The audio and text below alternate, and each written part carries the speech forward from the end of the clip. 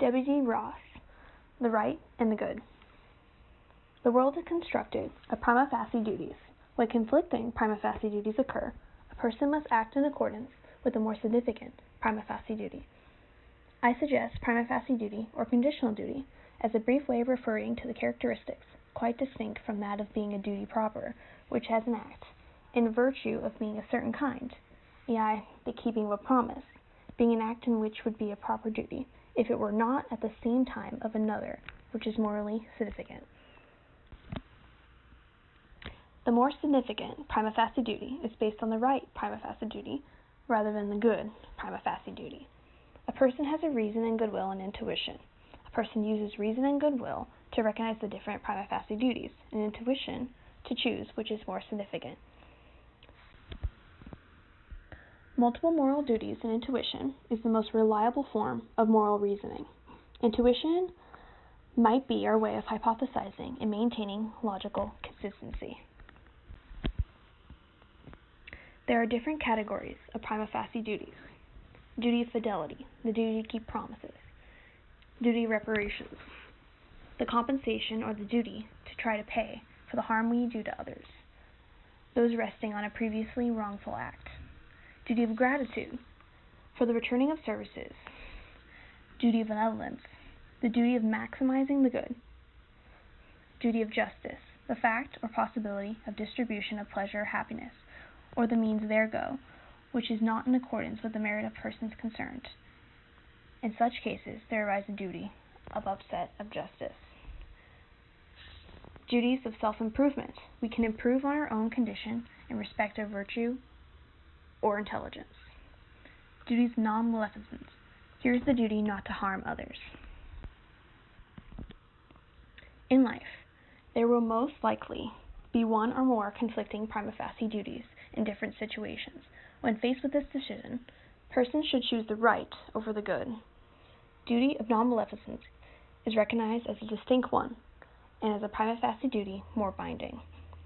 The good is morally necessary and may seem morally right based on reason and goodwill.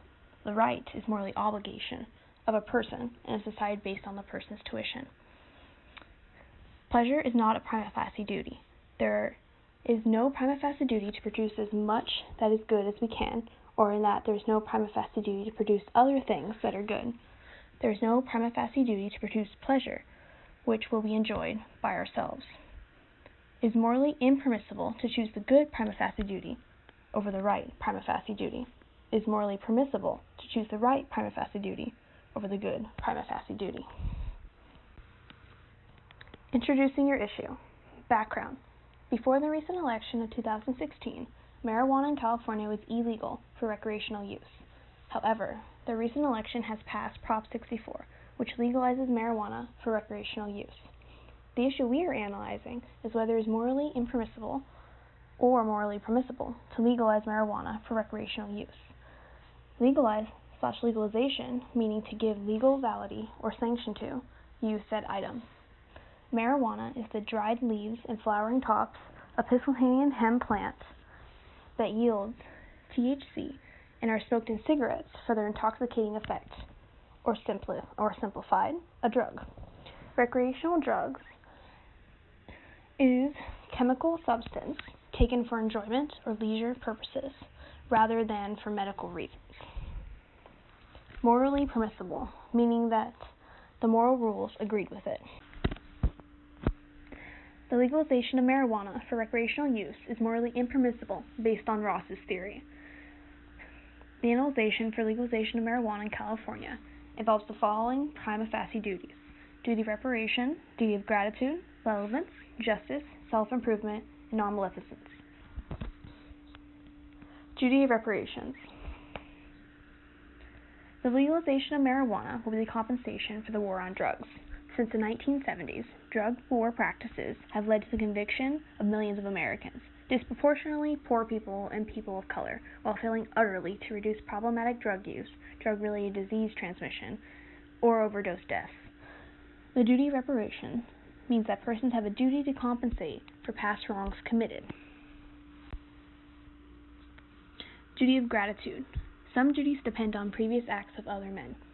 The previous acts of other men in this situation are the police officers and other services that have helped arrest people who were convicted of marijuana usage.